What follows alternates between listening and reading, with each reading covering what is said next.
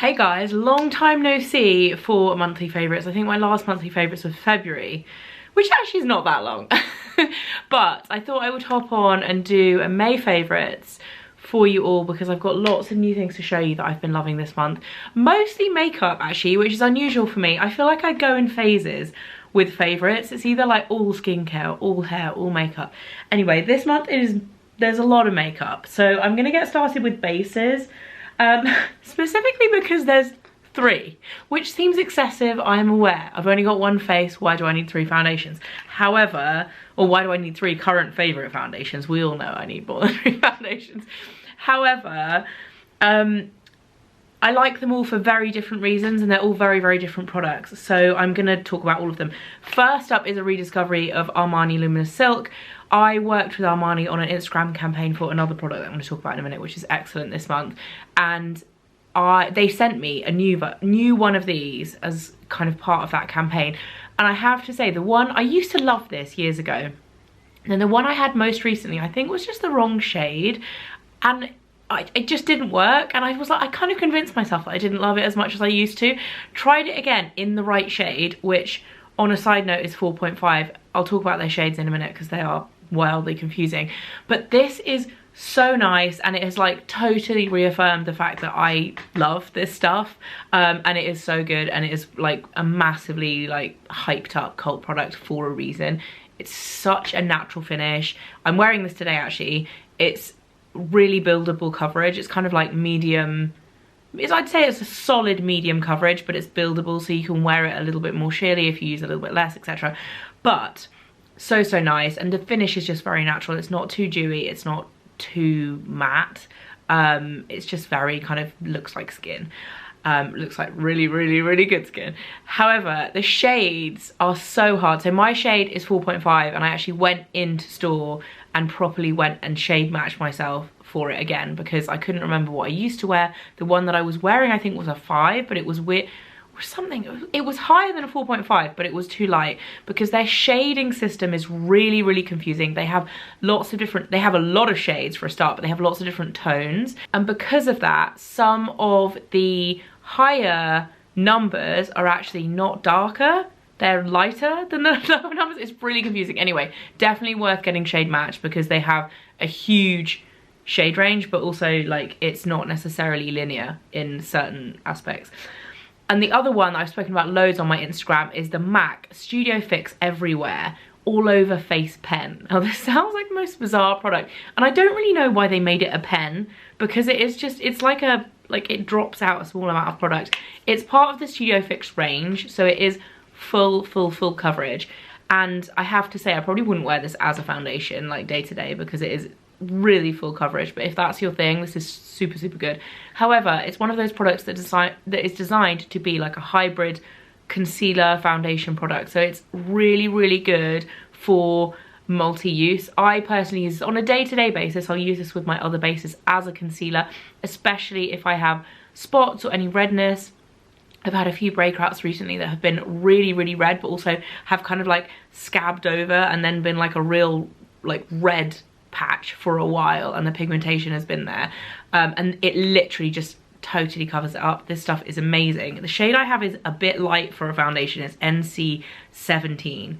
I feel like I was definitely in the 20s with MAC foundation the last time I bought a foundation, so this is lighter than I wear a foundation, but it's really good for kind of under eye concealer or concealing kind of like the higher points of your face. I can make it work for other spots, but I definitely would love to go and get a darker colour next time I pass MAC. But really good if you're looking for something that's full coverage and lasts. I think that's it with the Fix, not Fix Plus, with the Studio Fix, that's what it's called. Studio Fix range is like the mega, like heavy duty foundation range. It lasts really well, especially if you powder it, it's not going anywhere. And then the final base that I've been absolutely loving is the Dr. Jart BB Premium Beauty Balm. I feel like, I don't know if they reformulated this when they repackaged it. I had this when it first launched in the UK years ago, and then I haven't really tried much Dr. Jart stuff since then. However, I recently got this and I actually really like it. The coverage is really good, the colour is good for me. I've got light, medium, again, the colours of this are quite confusing, I'm not gonna lie. Has SPF 50, and it's just a really good day-to-day foundation. So I've been using that as my like day-to-day throw on if I'm not kind of doing anything or going anywhere. And then I've been using these two as the like more made up bases, and I'm loving it. The other thing that I was talking about from Armani, and again, full transparency, I worked with them on this launch on Instagram, but this product is divine. This is their new blush. So I actually saw a sneak peek of these.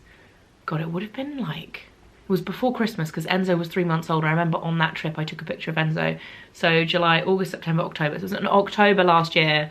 I saw these for the first time when they were in like lab packaging, and everyone was really excited about them because the texture and they're just very beautiful. They blend beautifully. They're the Luminous Silk Glow blushes, and this color is 50, which is, it's slightly similar to the kind of like NARS Orgasm vibes, because it has that, it's like a pink but it has a peachy vibe to it, and it has that gold kind of no, it's not a shimmer, it's like a highlight. It has that gold highlight running through it. So nice, really luminous and just beautiful. And I just love putting this on in my socket line as well, just to kind of bring everything together. Love that. Would highly recommend if you're looking for a new blush. And then two other makeup items. The first one is a lipstick. This, again, I mentioned on my Instagram because I wore it a lot when I was in New York. I'm putting it over the top of like a tinted lip balm. This is the colour of it. I love this. I've worn it so much. This is the YSL The Bold, Rouge Pure Couture The Bold in number 13.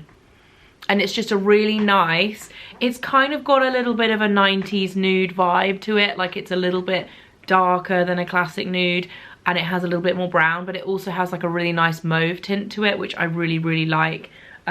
Big fan of that. And as always with YSL, I feel like YSL is my OG holy grail brand. I love them so much, and I've used them since I was a teenager. I remember when I was 15, I used to like beg, steal and borrow any YSL makeup from my sister, and it was on like the top of my Christmas and birthday wish list. Like every year was YSL mascara and Touche Eclat. And then I got a lipstick, I think when I was 17 or 18 for my birthday from my auntie, and was like obsessed with it, and it still has the same scent.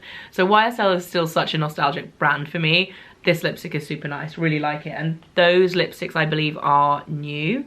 I don't know if all of them are new or if they've just introduced new colours, but that colour is certainly new anyway. And then lastly, a Victoria Beckham beauty product, which is their new brow pencil. This is called BabyBlade, which I actually quite like the name as well. Anyway, the shade I use is Taupe. It's a skinny brow pencil, and it's got the little spoolie on the end. I like this for a few reasons. Firstly, the texture, it's quite hard. I find some brow pencils, if they're too soft, they kind of deposit too much product, and then it's really easy to kind of overdo your brows. This is really soft. It blends really nicely when you kind of brush it through. With these type of products, I always draw on the brush hairs that I want, and then whoop, and then I use the spoolie to kind of blend the pencil strokes in, and it works really nicely doing that. And it's just, yeah, really nice, really natural. I also really love the packaging of this, and I know Victoria Beckham's going down the route of having this like cream, it's like an off-white packaging, because she's got her new contour sticks that just came out are in the same packaging as well. Not all of her products are, but I feel like maybe it's a new, like the new thing for her.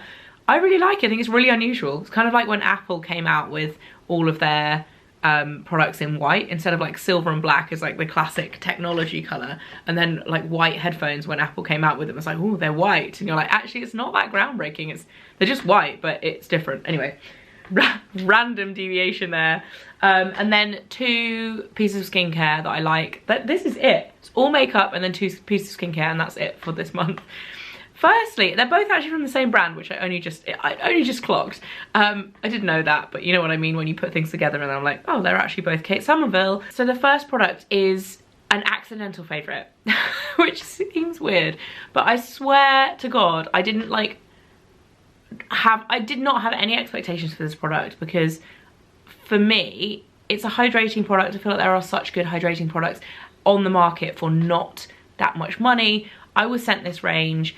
I do love Kate Somerville, to caveat this. I love most of her products, so I kind of knew it would be good.